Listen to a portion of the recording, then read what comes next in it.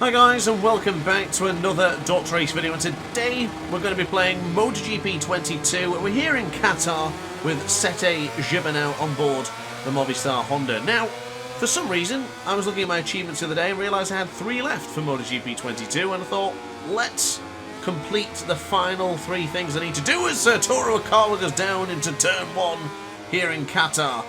Now, I didn't want to just do a normal race because we did find in my MotoGP career mode that the AI is a little bit too slow, even on the hardest difficulty. So I thought, why not try some of the older retro bikes?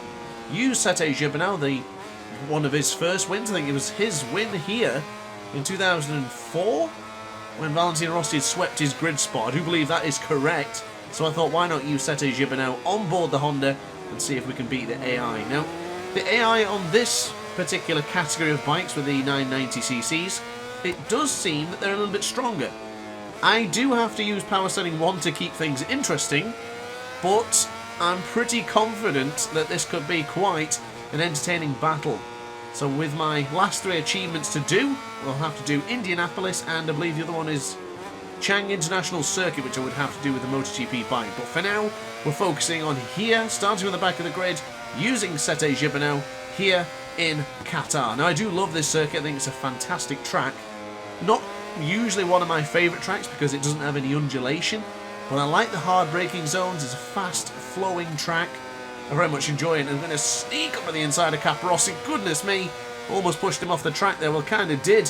Sent him to the rumble strips at the very least. But for this one, pretty much no electronics.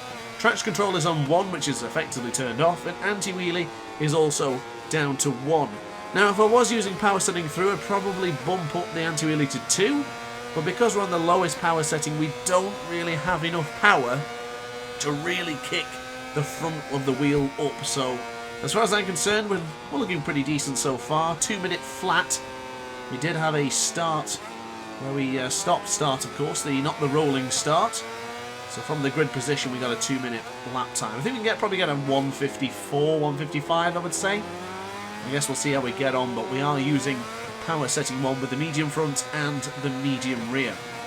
Now, a small criticism for MotoGP 22 is I would have liked to have the daylight race like you can do with the Moto 3 bikes, because if you cast your minds back to MotoGP back in 2004, this was a day race. So, if you've been a fan that long, then more praise to you.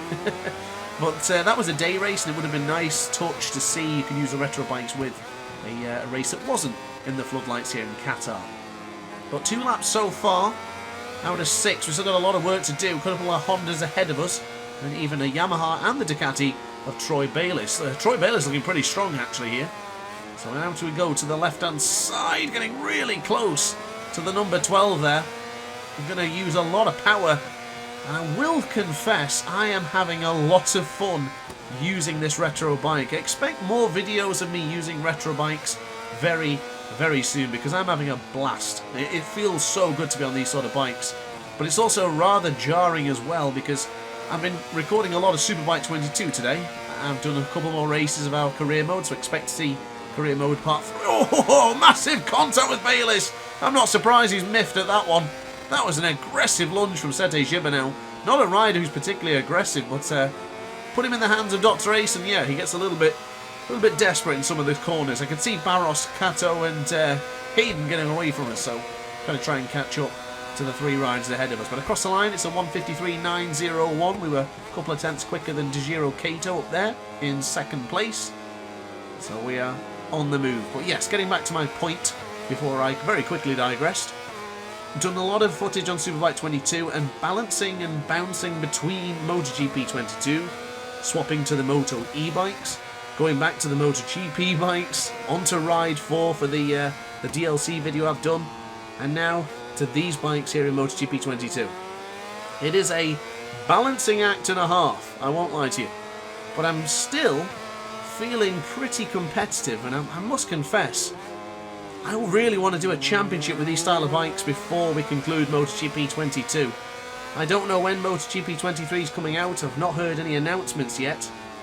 But I need to gauge whether I can do a championship in time, because I want to complete the Moto E Championship and then move over to Moto GP Career Mode Part 2, where we'll go another season in MotoGP. If you can guess what bike we're using, then praise to you, but if not, wait and see after Moto E has concluded. But anyway, to the action. We're getting almost there now. 50% of this race has been completed, going into the difficult turn 12 and beyond. The section of right-handers here that catch out a lot of players. And when I was doing the warm-up, as a matter of fact, I did crash into turn 13, just using a bit more front brake than desired for the 13th corner. Now, one thing I will mention, with these motorcycles, I really feel the vibrations of these bikes. Now, I didn't really feel this in Moto E or MotoGP, but these ones, there's a lot of vibration on their bikes, and it's actually really helpful. I'm a player who very much enjoys having vibration, and having it strong in a racing game is vital. Not overly aggressive, because I think then it's kind of dumbs down the experience in a way. I don't really know how to describe what I'm explaining there, because too much vibration can sort of ruin that small sensation that you need. If it just hits you with a massive ton of bricks and you can't really find that sweet spot, is basically what I'm trying to get at. But these bikes here in MotoGP 22 have a wonderful feeling of progressive vibration. Now, I'm using the DualShock 4 controller on PC as we're going to sneak up at the inside of Dejiro Kato. We've got the number 74 on our bike for him, God bless him. And I tell you what, we might have a pop at Nicky Hayden here as well, up on the inside, sliding the rear into turn 6. The Honda takes the lead from the back of the grid to starting last to first. We're looking pretty promising now as we go into turn 7, but one thing I mustn't do is begin to get a little bit too conservative and stop pushing, because sometimes I'm a little bit guilty of doing that. Job's finished, you think, yeah, I can relax now, and next thing you know, you realise you've lost all that time and they're right on your rear wheel. So I've got to be careful of that one. But prime example is what I'm explaining earlier. Turn 10, 12, 13, even turn 1, and for turn 4 as well. Corners like that really have the sensation of the brakes. So when you brake on an angle, you can feel the vibration starting. It's small, it's a little rumble. You keep pushing, and it starts to increase, and then bang, you've gone.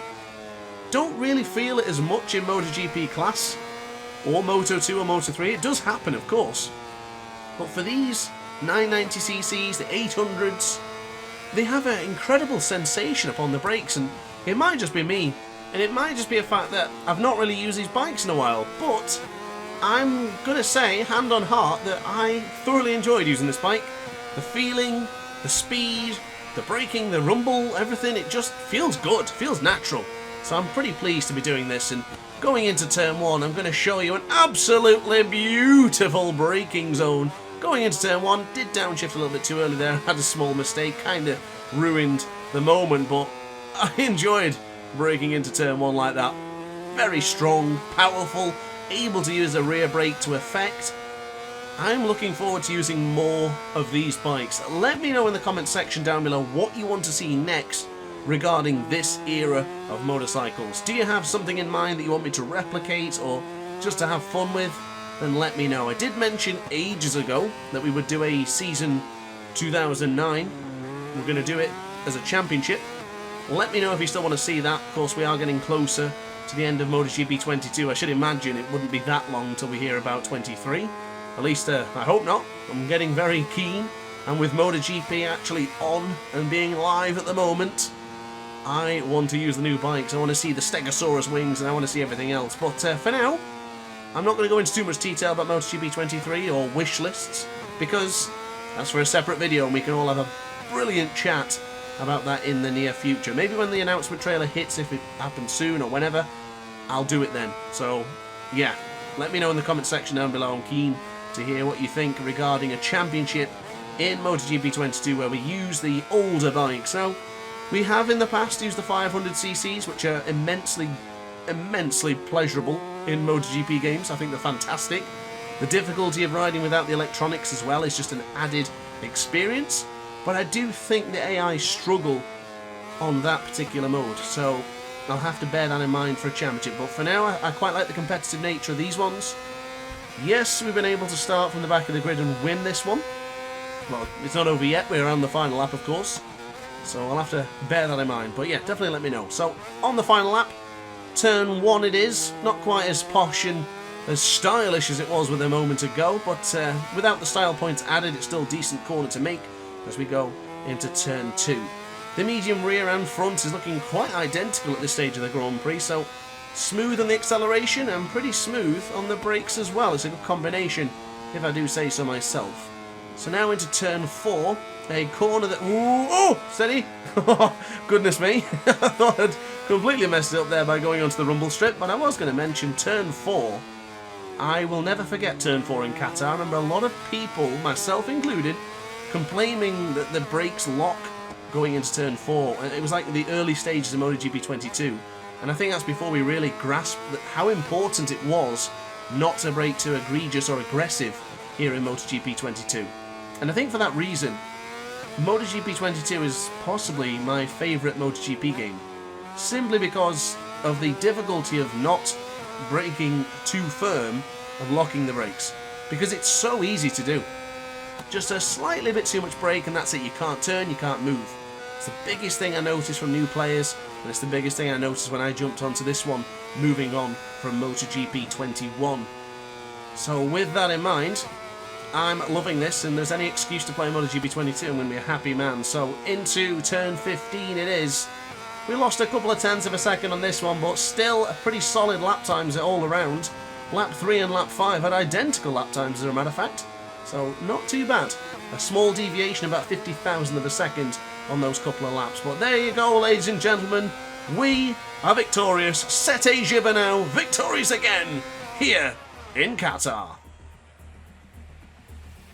So guys, thank you very much for watching the video. I do hope you enjoyed. If you did, let me know in the comments section down below. Be sure to let me know what you want to see next, preferably something to do with the older eras of MotoGP.